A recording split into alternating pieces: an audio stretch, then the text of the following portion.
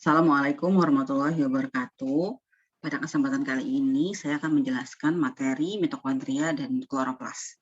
Kedua organel ini yang nantinya akan kita bahas adalah berfungsi untuk menghasilkan energi yang dibutuhkan oleh organisme tersebut. Kebanyakan atau hampir semua organisme eukariotik itu memiliki mitokondria, ya. Akan tetapi untuk organisme hewan, ya, eukariotik yang hewan itu dia tidak punya kloroplas ya teman-teman. Jadi dia cuma punya mitokondria aja, ya. Oke, kita langsung ke materi ya teman-teman. Oke, ya jadi ini adalah mitokondria, ya seperti yang teman-teman lihat di sini. Jadi mitokondria itu punya membran luar, punya membran dalam, ya. Kemudian mitokondria ini punya yang namanya krista, ya. Kalau teman perhatikan di sini ada krista nih. Krista itu yang bagian lekuk-lekuknya, ini ya, lekuk-lekuk ini namanya krista. Begitu. Kemudian yang di dalamnya ini, yang cairan ini yang warna pink, ini adalah matriks mitokondria. Nah, kemudian di dalam mitokondria ini punya yang namanya ribosom, gitu ya. Jadi ada ribosomal bebas yang terdapat di dalam matriks mitokondria. Oke, nah kemudian jadi mitokondria adalah organel yang mengubah energi menjadi bentuk-bentuk yang dapat digunakan sel untuk bekerja. Mitokondria merupakan tempat respirasi seluler, ya, proses katabolik yang menghasilkan ATP dengan mengekstraksi energi dari gula, lemak, dan bahan bakar lain dengan bantuan oksigen. Begitu. Nah, kemudian mitokondria bukan merupakan bagian dari sistem endomembran ya teman-teman. Jadi protein itu nggak dibuat oleh retikulum endoplasma, tetapi dibuat oleh ribosom bebas yang terdapat di sitosol dan oleh ribosom yang terkandung di dalam mitokondria itu sendiri. Ya. Kemudian tadi ya seperti sudah saya katakan, mitokondria dijumpai hampir di semua sel eukariotik. Ya. Jumlah mitokondria berkorelasi dengan tingkat aktivitas metabolisme selnya. Artinya ketika di dalam sel tersebut merupakan sel yang memang memiliki aktivitas metabolik yang tinggi, berarti jumlah mitokondrianya banyak di sana. Begitu. Ya, jadi mitokondria itu dibungkus dari dua lapis membran ya teman-teman, yang merupakan fosfolipid bilayer. Ya, kemudian ada membran luar halus, tapi membran dalamnya berlekuk yang disebut krista. Ya. Oke, kemudian ada ruangan pertama ada intermembran, kemudian ada ruangan kedua ada matriks mitokondria. Ya. Jadi di dalam matriks mitokondria ini banyak mengandung enzim-enzim yang berperan dalam proses katabolisme atau dalam produksi energi, begitu. Ya.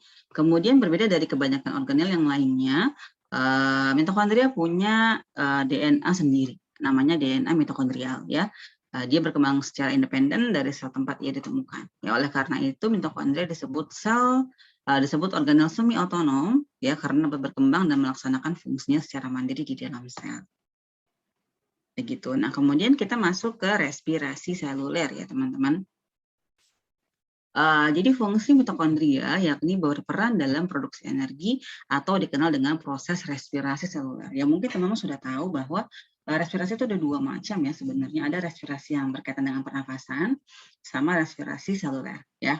Jadi ini sebenarnya lanjutan dari proses pencernaan ya. Kemudian nanti akan terjadi yang namanya respirasi seluler, yaitu proses katabolisme ya yang memiliki beberapa tahap, yaitu ada glikolisis, ada dekarboksilasi oksidatif, ada siklus Krebs, dan juga ada sistem transport elektron ya.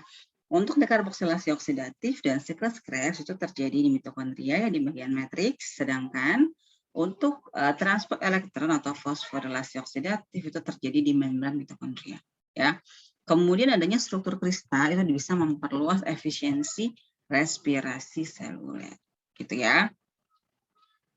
Oke, respirasi seluler ada dua, ada aerobik sama anaerobik ya. Aerobik berarti membutuhkan oksigen, sedangkan anaerobik itu dia nggak butuh oksigen ya. Jadi sebenarnya masih berkorelasi dengan respirasi yang pernapasan tersebut ya.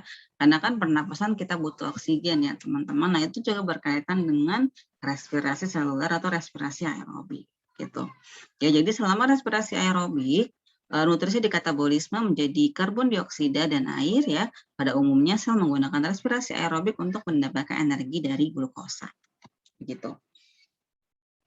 Ya. Kemudian kita masuk ke proses atau tahapan tahapan respirasi seluler ya teman-teman. Jadi yang pertama ada glikolisis ya. Ini adalah reaksinya seperti ini teman-teman. Jadi ada dua, kalau teman perhatikan di sini ada yang warna merah ini ya, sama yang warna biru ya. Bedanya apa? Jadi untuk yang warna merah itu adalah reaksi yang membutuhkan ATP. Kalau teman perhatikan di sini ini ada ATP ya. Begitu. Jadi proses glikolisis itu adalah proses perubahan ya, perubahan glukosa menjadi asam pirufat. Begitu. Ya. Itu adalah proses glikolisis ya. Teman-teman nggak usah hafalkan semuanya, tidak perlu dihafal senyawa antaranya, enzimnya nggak perlu dihafal ya teman-teman. Yang penting adalah hasil akhir dari reaksi glikolisis itu apa saja, gitu ya. Mari kita coba lihat ya teman-teman. Jadi yang pertama adalah ini glukosa yang berasal dari sistem pencernaan ya, dari proses pencernaan karbohidrat begitu, kemudian diubah oleh enzim heksokinase menjadi glukosa 6-fosfat. Proses pengubahan ini kalau teman perhatikan ini butuh ATP ya. Teman-teman nanti kalau mau diperhatikan tanda panah yang masuk ke dalam reaksi itu berarti artinya dibutuhkan. Ya, kemudian tanda panah yang keluar di arah reaksi itu berarti dihasilkan. Gitu ya. Jadi kan ini masuk ya teman-teman, masuk gitu ya. Itu berarti ATP dibutuhkan. Kemudian lanjut dari glukosa 6P diubah menjadi fruktosa 6-fosfat, kemudian diubah lagi menjadi fruktosa 1,6 bifosfat. Nah, kalau teman perhatikan kita ketemu lagi sama ATP di sini. Ya, artinya kita butuh 2 ATP di sini ya. Kita pinjam ya, pinjam. Oke. Nah, kemudian dari fruktosa 1,6 bifosfat ini ya, oleh enzim aldolase berubah menjadi gliseraldehid 3 fosfat ya. Kalau teman perhatikan di sini gliseraldehid 3 fosfat. Nah, gliseraldehid 3 fosfat ini nantinya akan diubah menjadi bentuk isomernya ya. Jadi dari sini kalau memperhatikan dibaca lagi buku kimianya mata kuliah kimianya begitu, isomer. Jadi nanti dari gliserol 3 fosfat nanti dia membentuk isomer dihidroksiaseton fosfat. Ya. Jadi dua senyawa ini sama-sama jalan ke bawah terus. Gitu. Makanya kalau teman perhatikan di sini ada angka 2. Ya, 2, 2, 2, 2, di sini 2 semua. Ya. Karena gliserol 3 fosfatnya jalan, dihidroksiaseton fosfatnya juga jalan. Kayak gitu. Ya. Oke. Ya, saya hapus dulu ya teman-teman biar mudah. Itu. Oke. Nah, kalau teman-teman perhatikan dari gliserol dari 3 fosfat nantinya akan diubah menjadi 1,3 bisfosfogliserat, kemudian dia menghasilkan NADH+H+. 2 ya. Kemudian dari 1,3 bifosfogliserat menghasilkan 3 fosfogliserat, kemudian dihasilkan juga ATP. Ya. Kemudian dari 3 PG diubah menjadi 2 PG, kemudian diubah lagi menjadi fosfoenol pirufat ya. Dari fosfoenol pirufat diubah menjadi asam pirufat, kemudian dihasilkan juga 2 ATP. Kalau teman perhatikan berarti ya hasilnya ya. Jadi dari 1 molekul glukosa dihasilkan, kita lihat ya. Ini ya 2 NADH. Ini ya ATP-nya ada 2 sama 2 berarti 4 ATP. Sama 2 pirufat. Nah, ini hasilnya. Ini masih kotor. Kenapa saya bilang kotor? Ingat, kita di sini punya 2 ATP pinjam. Jadi, ya setelah dikurangi, ATP-nya jadi cuma 2. Begitu. Ya, itu adalah reaksi dari glikolisis. Jadi glikolisis adalah perubahan Satu molekul glukosa menjadi 2 NADH, 2 ATP, dan 2 asam pirufat. Ya, nanti asam piruvatnya akan masuk ke jalur dekarboksilasi oksidatif. Begitu. Ya, kita lanjut ya teman-teman. Oke. Nah, untuk yang dekarboksilasi oksidatif, ya, kalau memperhatikan, kan dari pirufat ya. Ini posisinya masih di sitosol ya teman-teman, karena glikolisis itu terjadinya di sitosol. Nah, dekarboksilasi ya di O ini, dekarboksilasi oksidatif itu terjadinya di mitokondria. Ya. Nah, jadi dari satu pirufat. Tadi kita punya 2 pirufat ya teman-teman yang masuk. Ya, masuk ke dalam sini ya. Satu-satu dulu ya teman-teman. Jadi satu pirufat nanti diubah menjadi ini ya, asetil koenzim A dan juga ada NADH. Ya, berarti artinya satu asam pirufat menghasilkan satu asetil CoA dan satu NADH. Karena tadi yang masuk adalah 2 pirufat, artinya berarti hasilnya adalah 2 asetil CoA ya, dan 2 NADH. Ya, terus Bu, tadi kan di glikolisis juga ada NADH, itu gimana juga gitu kan. Nah, nanti NADH ini akan dikonvert menjadi ATP di fosforilasi oksidatif ya. Nanti kita akan bahas itu.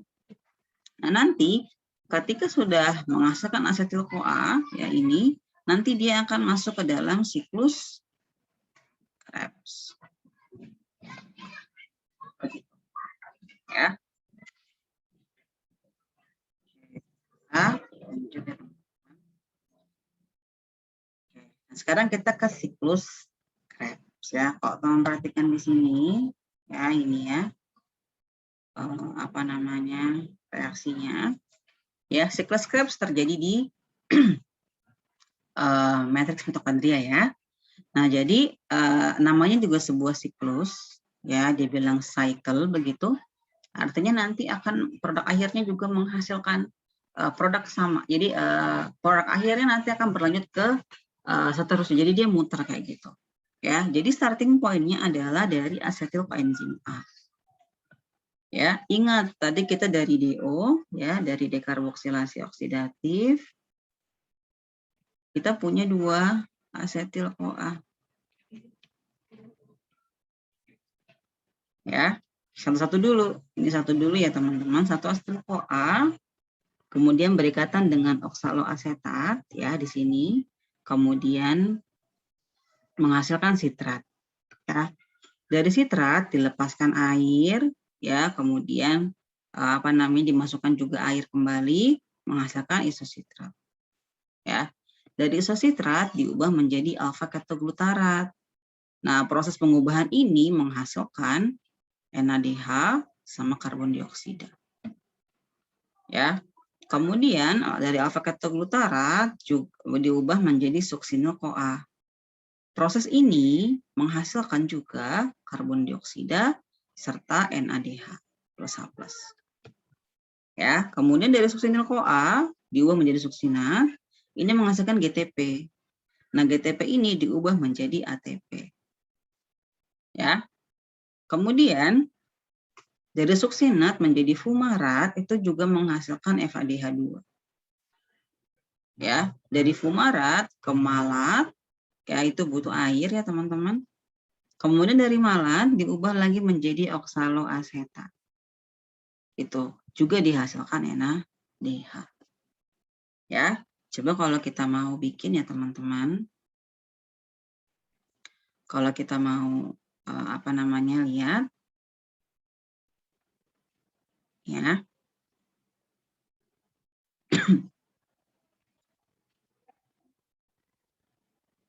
Oke.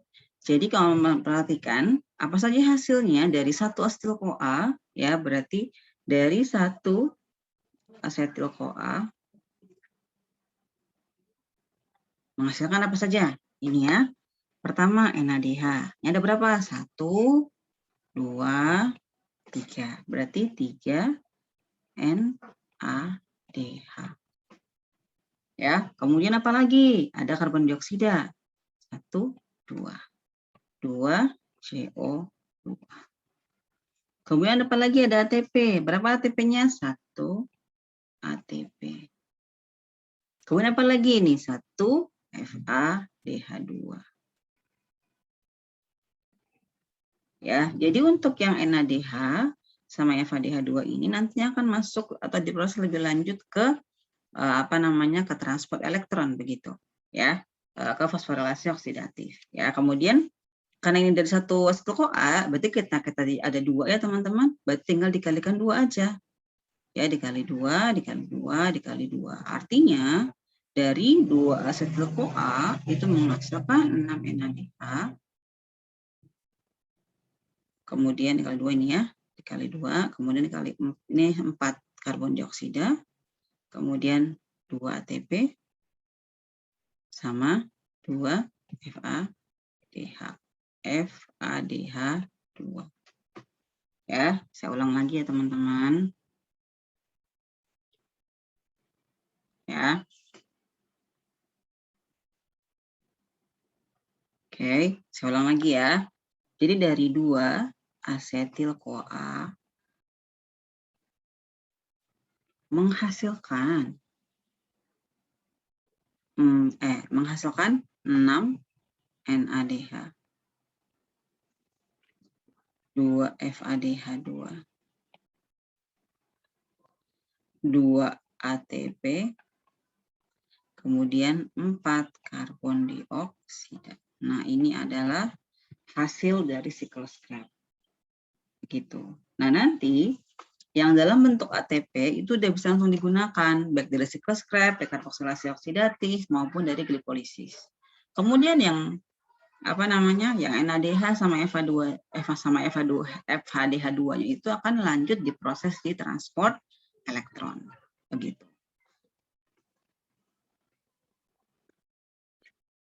Oke, sekarang kita lanjut ke sistem transport elektron ya teman-teman.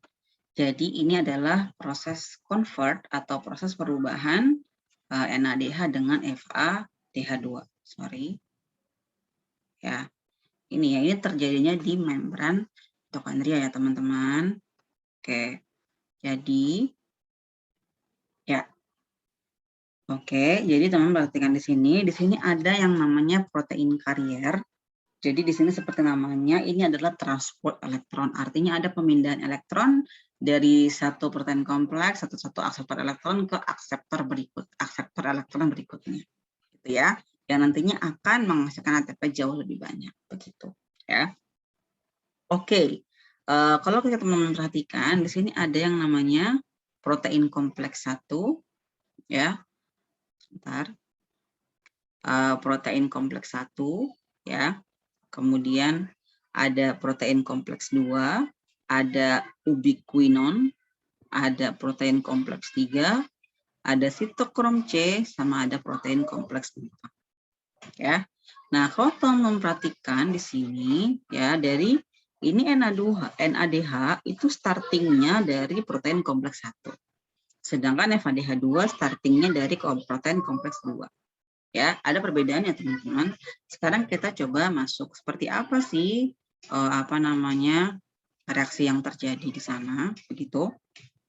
Jadi ketika ada NADH ya di dalam sini kan, NADH dia bawa elektron ya teman-teman. Kemudian elektron ditangkap oleh protein kompleks 1. Ya, dari sini ke sini ya teman-teman. Kemudian perpindahan elektron ini akan melepaskan H+ keluar. Begitu. Ya, kemudian elektronnya diteruskan ditangkap ke ubiquinon. Gitu. Dari ubiquinon elektronnya diteruskan ke protein kompleks 3. Nah, setelah itu perpindahan elektron ini memicu juga pelepasan H+ keluar. Ya, kemudian dari protein kompleks 3 elektronnya ditangkap oleh sitokrom C. Begitu. Kemudian dari sitokrom C diteruskan ke protein kompleks 4. Nah, ketika perpindahan elektron ke protein kompleks 4 ini juga memicu terjadinya pelepasan H+. Ya, kemudian elektronnya ditangkap oleh oksigen, ya. Kemudian akan berubah menjadi air. Nah, disinilah peran atau organisme-organisme aerob ya, yang artinya bisa memanfaatkan oksigen gitu atau memerlukan oksigen sebagai apa? Sebagai penerima elektron terakhir. Di mana? Di proses fosforilasi oksidatif kayak gitu, ya. Jadi dari sini kalau memperhatikan ada berapa H+ yang dikeluarkan ya. Jadi ada 1, ada 2, ada 3. Ya, artinya ada 3 H+ yang keluar dari satu NADH. Ya. Nah, kemudian H+ yang keluar ini nantinya akan masuk lagi ke dalam yang mengaktifkan enzim ATP sintase sehingga nantinya akan lebih banyak lagi menghasilkan ATP. Karena tadi yang keluar ada 3, ya ada 3 H+ keluar ya teman-teman. Otomatis yang masuk ke dalam juga 3 H+. Artinya dari satu NADH kalau memasuki proses fosforilasi oksidatif atau transport elektron menghasilkan sama dengan menghasilkan 3 ATP. Kenapa? Karena tadi dia mengeluarkan 3 H+ tadi. Ya kan, kemudian nanti masuknya juga 3 H+. Begitu. Ya, clear ya teman-teman sampai sini. Jadi satu NADH itu kalau dikonvert menjadi 3 ATP. Gitu ya. Oke, sekarang kita masuk ke FADH2. Ya. Oke, kalau tadi NADH itu kan masuknya dari protein kompleks 1 ya. Sedangkan kalau FADH2 itu dia mulainya dari protein kompleks 2. Ya. Jadi elektron dari FADH2 ini ditransport atau dipindahkan ke ubiquinon. Ya. Dari ubiquinon diteruskan ke protein kompleks 3. Ketika elektron ditransport ke protein kompleks 3, dilepaskanlah H+. Ya, kemudian diteruskan elektronnya ke sitokrom C. Dari sitokrom C diteruskan ke protein kompleks 4. Nah, ketika di protein kompleks 4 inilah elektronnya dilepaskan keluar. Begitu. Kemudian sama tadi elektronnya ditangkap oleh oksigen, kemudian akan diubah menjadi air. Begitu. Artinya ada berapa H+ yang keluar? Berarti ada 2 ya teman-teman. 1, 2. Berarti ada 2 H+. Yang nantinya juga akan masuk ke dalam 2 H+ juga ya teman-teman. Berarti kalau kita mau simpulkan 1 FADH2 sama dengan 2 ATP. Begitu. Ya. Oke, sekarang kalau teman perhatikan di sini, hasil dari respirasi aerob dari 1 molekul glukosa ya, dari 1 molekul glukosa. Ya.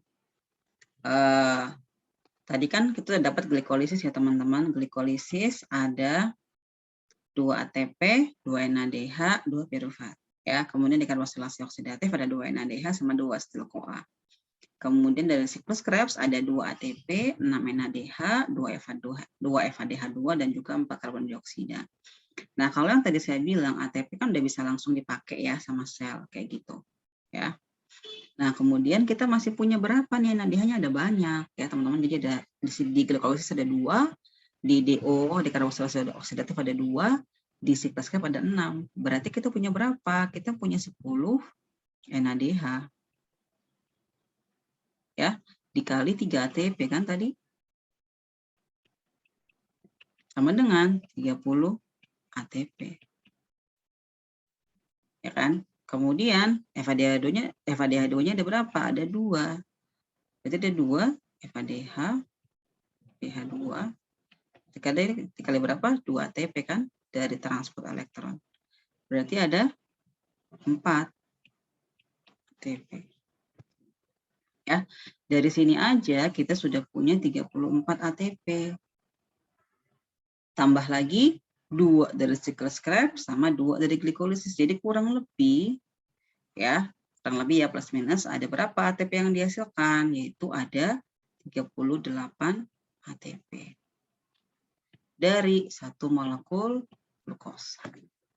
Begitu ya teman-teman, nanti coba dilihat lagi reaksinya ya.